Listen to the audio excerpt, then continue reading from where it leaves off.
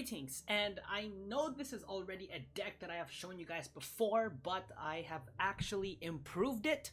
So I completely took away what I used this deck for before, and I tried it out in competitive.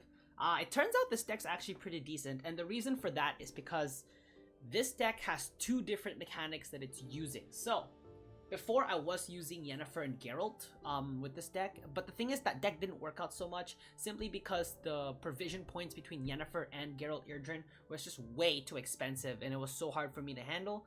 Not to mention that because the opportunities of deck thin weren't always there for me, I kind of decided to sort of let them go. So this is just your basic big insectoid deck. That was a bit of an experiment what I did with that one, and obviously it didn't work. So I'm just sort of going with this version, and this version is great because you still have plenty of boosts available, but you also have a different means of winning the game as well. So if, for example, if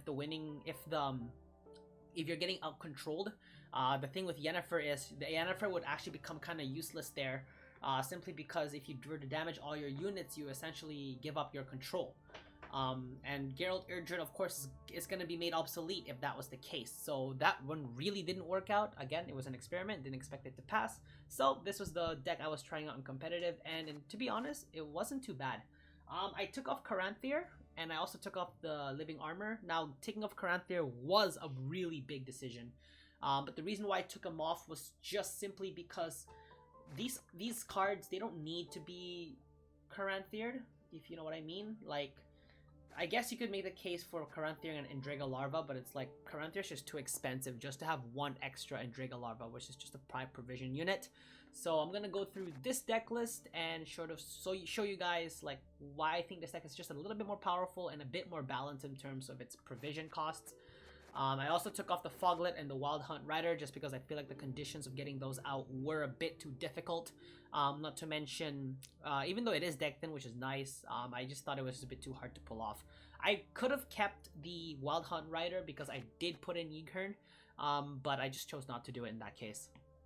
So those were sort of the thoughts I kind of had when I was playing the old Insectoid deck, and this is sort of the new version of it. So this is going to be Big Insectoid version 2, which I believe is better than the original one, at least in terms of playing in competitive. So to start off this list, I have Dandelion Poet. So I needed a way to deck thin, and Dandelion Poet was sort of the card to do that. I comboed this with Royal Decree pretty often whenever I was playing games. So Royal Decreeing into Dandelion Poet lets you draw a card and pretty much you know, it thins out your deck pretty well with those two comboed together. Royal Decree kind of already went through. Again, if you have any units that are waiting, I usually play Royal Decree early if I know I can out-tempo my opponent first round, because the idea I use behind this deck is you want to start your round one pretty strong, and you sort of want to save your third round for later. I find this deck pretty comfortable to try and 2-0 my opponent with, and I'll show you why with the other cards that I've exchanged there and added. Going down the list, it's Yghern. So Yghern's used here for two purposes. Either A, it's a really strong card to play on the field, 13 power. Of course, the problem is its weakness is its armor, so you gotta be careful of that. But if Yghern can stay on the field for more than one turn, you can combo it with the Endrega Queen, in which it will start generating more spiders for your control. So Yghern is there for that. The other, of course, is just a strong tempo play for third round. If you need to win a short third round, you got Yghern to play as well. Of course, do not let Yghern be your last card. You learn that mistake. Try not to learn that mistake the hard way. I didn't learn it the hard way, but it's like, you know, it's just the way it works, right? This has to be at least the second to last card played. Next is Naglfar, again the better Royal Decree, but I have it here just simply because the deck, again, it's that deck thin that I always like.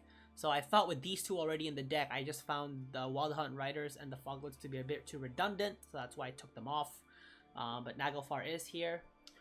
Next we got the Cave Troll. Now the Cave Troll really is only used to defend Yghern. It can also be used as a munching target for Endrega Queen with its 4 armor. I'm playing a little bit of a psychological game here with the Cave Troll, because my opponent's gonna think that I'm having some sort of engine that I'm gonna use with my Insectoids, which I do. I do have engines for that. but like, you know, it sort of makes them want to use up like their purifies, their not locks won't work, their purifies, their damage output cards. They would focus it on the cave troll, which is perfect because it sort of gives me the leeway to play my engines the way I need them to play until they've sort of, you know, outlived their usefulness. So that's what the cave troll really is there for. Its main defense is really for Eghern. It's just so that Eghern doesn't get targeted, of course. So, but it can also be good eating target for the Endrega Queen in case, you know, you need some sort of a plan B. And Endrega Queen with 5 armor from the Cave Troll plus its 1 armor, still generating 5 spiders is still pretty good, especially in the 3rd round. So, that's good to have. Glusty Warp. Now, the Glusty Warp this was a bit, well, you could say this is a little bit contradicting because, again, with control, you want to focus more on boosting, not so much with Glusty Warp's eating. Now, the reason why I added Glusty Warp was because I was playing a game against an Insectoid monster. I was using my Skellige deck at the time, and the way he was using his Insectoid's deck was that he went all out on the boosting in sort of the first 2 rounds, and then in the 3rd round he literally just played all 5 of his charges and just used Glusty Warp to eat them all and absolutely clobbered me. So Glusty Warp is a powerful. I use Glusty Warp almost strictly for the end round. Unless in the beginning round where I'm lacking my boosting cards, in which case I'd use Glusty Warp first round, but that would mean that you just want to have a little bit of a longer 3rd round just because all your other cards I don't think can generate as much tempo as Glusty Warp would in just 1 move. So I've tried it out against decks like Wildcard Syndicate's a good one, especially because they got bleeding, or even Vampire Monster, where they're just trying to use their bleeds to sort of, you know, nullify your field and get rid of all the spiders that you're summoning. Of course, that's going to happen. You're going to see a lot of that, especially because those decks are very, very popular in competitive, especially in the higher rankings. I'm only ranked 13, it's not that high, but it's high enough to sort of you get to see sort of, you're starting to see what the meta decks are. So that's why Glusty Warp is there. Knickers, I needed a unit and I just chose to put Knickers in here. Honestly, you could make a case for adding any 9, because I think most of the unit removal cards I think are 9 or 8 cost. Yeah, 8 cost. So you could have argued for Azor's Double Cross to ensure that Eghern comes out. You could have gone Marching Orders to ensure that Endrega Larva comes out if you really wanted to. So you can really get rid of Knickers to put one of those in and still have 1 provision left to sort of experiment a little bit. This is just what I'm going with for the time being. Of course, it's still subject to change, but this is so far I've gotten the best results playing against the common decks with this one. So Knickers is good. You want Knickers to come out, of course, before you play Naglfar. You do not want to risk drawing Knickers from Naglfar. That is going to cause you some problems. That is probably the one weakness I can see with Knickers being on this deck. Otherwise, it's the deck that I need, so it's sort of a replacement, you could say. Hold on a second. Excuse me. Alright, so next on the list, we have Whispering Hillock. Now, Whispering Hillock I found was pretty useful if I needed to summon a second Arachis Behemoth, a second, what other cards? Oh, a second Dandelion Poet, actually, from Whispering Hillock's a good one. You get to draw from your deck twice, and you get to play 2 cards from your hand. That's sort of a good combo there that you might want to do. So, even though that I don't have Caranthir anymore to Whispering Hillock, it's still okay. So I can't summon that double Living Armor, even though that experiment was pretty good. I just think that actually would go against a better deck. I might try a Dominance deck again, or maybe even potentially a Death Wish or a Consume. Or even a Thrive-based deck where I can be using that combo. Maybe I'll use it there, but for the big Insectoid, I tried to sort of stick it to control support cards. And yes, Glusty Warp is a control support card because you need cards with 1 power. I've noticed that Spice, Nilfgaard Spice is coming back. I'm seeing more decks of those, but of course, this deck counters it pretty well because of Glusty Warp. They're giving you 1 unit cards to eat. Which, in a way, they're going to think that it's okay to not get rid of them because they're like, oh, I'm filling up my opponent's field, they can't summon spiders, they can't use their support cards. Of course, that thought of Glusty Warp is still in their mind, so they might want to destroy it, in which case you have more room for spiders. So, whichever path it goes, it's a win-win, honestly, for you. So, there's Whispering Hillock. Arachis Behemoth is a really strong Insectoid support card, finally, when this card got changed to spawning 2 drones and boosting all Insectoids in this row by 1. Chances are you're going to want to play this when there's 6 spiders on 1 row, so you get sort of the full benefits of this. I believe it's going to become a 10? No, a 12. A 12 for 8. Because you summon 2, so it's already 4. And then you boost by 8, so it's 12. So yeah, that's a pretty strong Arachis Behemoth. And combine it with Whispering Hillock, you can do it again for another 12. So that can be a strong game finisher right there for you for a short round 3. Wispus Tribute. I only use this card really to get out my Whispering Hillock. So whenever I see Whispering Hillock and Wispus Tribute at the same time, I mulligan Whispering Hillock. Of course, you can also use it for other organic cards such as the Arachis Nest, Natural Selection, and Predatory Dive. Those are also options as well, but you know, best case scenario, you want the Whispering Hillock. So yeah. And Dragon Queen again is there just to eat the Yeaghern or the Cave Troll, really depending on what situation you kind of find yourself in. The issue with this is that if this card is checked, this is probably gonna get locked in order for it to deny its ability. This is also a pretty strong engine card to sort of produce more spiders. So again, this is a potential defense card for Cave Troll to protect. So you want to keep this card alive for sure, because you always want to generate as many spiders as you can. If you notice that your opponent has a deck that has a lot of damage output cards, you'd want to play the Dragon Queen while the Cave Troll is defending her, so she can keep, you know, producing more and more monsters. So that's the Dragon Queen. This is the card I chose to replace Yennefer for, is the Bone Talisman. Yennefer was always such an issue whenever I played her. Like, even if I did out-control my opponent, I was not getting as much of a boost as I would have liked. At least with the Bone Talisman, whenever I find that my whole field is full, Bone Talisman is literally an 18-point card. That is a very, very powerful card, actually. And with how often this deck can get filled up, Bone Talisman can just go all out. The weakness of this is, if I want to get this thing out from the deck, I'm gonna need to have the Land of 1,000 Fables card. And the issue with this is that it's an artifact.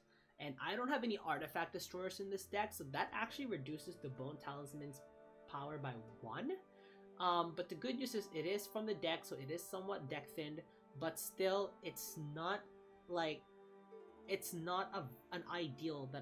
ideal for me to do something like that.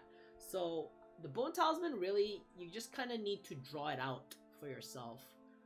You want to make, that's why I put 2. Before I only had 1, but this time I'm putting 2, so that way I have a little bit of control right there. So yeah, the Bone Talisman, I think, is going to be one of the key core cards of this deck, especially if you're going to support control. Now, this is the card that you probably want to have in your hand in rounds 1/2, really depending on how it goes, because you sort of want to save Glusty Warp for round 3. And if you don't, then you're kind of contradicting yourself there, because Glusty Warp only eats 1 power unit, and if you have 2 power units, then it's kind of obsolete. It's kind of useless. It's just going to be a 6 power card. So you want to be careful with this. This is also a pretty... you gotta really pay attention when using this deck. This is not a deck that you can just sort of play while, you know, watching YouTube and stuff, which I like to do. But this is not one of those decks that can do that. Unless you're super, super comfortable with how this deck works, so... next, we have Predatory Dive. Now, I found Predatory Dive to be a pretty big game changer for me, and that's because Predatory Dive is a good way to get rid of your opponent's engines. I've always found that my opponent like to play their engines first and second round, which they should. They really should, because that way they get the most out of their power. So, you know, if they're playing the Radiant Archers, just get them, like, hitting every time. The Trident Infantries from Northern Realms. The Witch Hunter Executioner, I believe is what it's called, from Syndicate. You know, the list goes on. I found that Assimilate Nilfgaard likes to play the gold Assimilate card. Forgot her name. Athenis or whatever like that. They like to play, like, the point is, they like to play their engines first round, and that's exactly why Predatory Dive is in this deck. And I had 1 copy before, now I'm adding an extra one, just to ensure that you remove more than 1 engine, which could honestly prove to be a pretty big game changer. So I consider Predatory Dive to be sort of the dark horse card here in this deck, just because of how potentially damaging it could do. Yes, it is 5 provision, so you think it's pretty cheap with base in this case, but the thing is, it's also an organic card. So you're getting, so let's say if you put a charge and play a spider, or probably don't even have to do that. You just straight up play predatory dive, and you're essentially getting a 1 power spider out of it because of your hero power. So that makes it even all the more powerful. Next is the Endrega Larva. Of course, you guys know what this is for. This is for the Thrive aspect. Now, of course, you can make a case for not having the Endrega Larva and instead find a different insectoid to use. But looking at all the other options I have, like for example, I could actually replace one Endrega Larva with a Kikimori Warrior. I really could. Just simply because of how powerful it can be, and every time you play an insect, you get an armor. Not to mention, this is good combo with the Endrega Queen. And the only reason why I'm making that suggestion is because of some of your cards are pretty weak, and you are relying on spiders to summon onto the field, which obviously will not give the boost of the Endrega Larva because it is a weak power and it is not. I believe it's whenever you play an ally. Yeah, so it's not gonna work like that. But the reason why I would keep it is because it is an insectoid, it is 1 power, so if you do plan on sort of ending off with Glusty Warp can also eat the Endrega Larvas as well. Or if you want more field control, you can play this and then put more spiders, and then a Ratchet's Behemoth will boost everything. So there's just an option there. So you can make the case for playing either an Endrega Larva or a Kikimori Warrior, or a combination of both. So you know, you make that case there. But for now, I'm going to go with the Endrega Larva, although I might put in a Kikimori Warrior because, again, it's good for that short round 3, having a strong 7 power card. So, we'll see. I might just do 1 and 1. Next is the Aracha's Nest. Again, there's that control again. You're going to be playing 4 spiders in a row, and this is actually somewhat powerful because usually these kinds of cards get left unchecked. And even if they do get checked, again, you have other cards that bring out spiders. So you're almost infinitely bringing out spiders. So this card is actually pretty good for that. Next, you have Natural Selection. This is the other damage / removal card that you have alongside Predatory Dive. Not to mention, you do get a free drone no matter how many damage you do to it, because it is an organic card. And you just sort of add the effect in which that you summon spiders equal to the excess amount of damage dealt after you've killed the unit. Again, good unit removal, good to get rid of the Vukal Guard from Nilfgaard, good to get rid of the Imperial Diviners, all those assimilate cards, Trident Infantry as usual, good to disable the armor from the Redanian Archers, although you don't exactly kill them. It's also good to damage the Dwarf Berserkers as well, because they'll be left with 1 armor after that, but you usually want to use Natural Selection to ensure a kill, not so much just to damage. And I found that being possible quite a few times. So Natural Selection, and you want to play this as early as possible. Do not give your opponent a chance to set their engines up before it's too late for Natural Selection to kill them, because you want to put Predatory Dive at a higher priority because it is easier to kill with Predatory Dive than it is with Natural Selection. They're both timed cards, so you want to time their usage as well. Because again, with Predatory Dive, if your opponent plays an engine and then you kind of let them go, like, oh wait, 1 turn, and they play a weaker unit, you're almost never going to be able to get rid of that 1 unit that you wanted to kill from the beginning. So you want to be careful of that as well. And the last 2 cards are the Endrega Warriors and Endrega Eggs. Again, the Endrega Warriors is just going to be there to eat the Endrega Eggs and produce even more and more spiders. So I essentially have an infinite supply of spiders. It's not going to be easy to get rid of all of them. So there's that. Again, you can also use the Endrega Warriors to sort of eat the spiders if you think that you're running out of space on the field for the Endrega Eggs and you don't want to kill them just yet. You want to wait till your opponent, clears them up a little bit, because, them clearing up your field can also prove to be a bit advantageous to you, because let's say if you couldn't play a Ratchet's Behemoth because you're out of space and you find that they were able to destroy it and you're like, yes, that's exactly what you want. So there's that bit of that psychological warfare right there as well. So this was the version 2 of the big Insectoid deck. Sorry that this video is a little bit long. I was kind of rambling, but I really did enjoy playing with this deck, and I finally sort of have an idea, and I found that I like decks that can do well in both long rounds and short rounds, and this deck definitely has that. Again, switching one Endrega Larva maybe for a Kikimori Warrior sort of gives you that short round endgame aspect right there, because again, a 7 power card in round 3, if you only have 3 cards left, is actually going to be a big game changer, because there's not so many strong combos you can do with 3 cards only in your hand that will produce quite a bit of points. So that would be the one change I would think about making right now. If you guys do have any other changes, do let me know in the comment section below. Leave a like if you guys enjoyed this video, and subscribe for more Gwent content. Other than that, this is Enzo signing out. I'll catch you guys in the next one.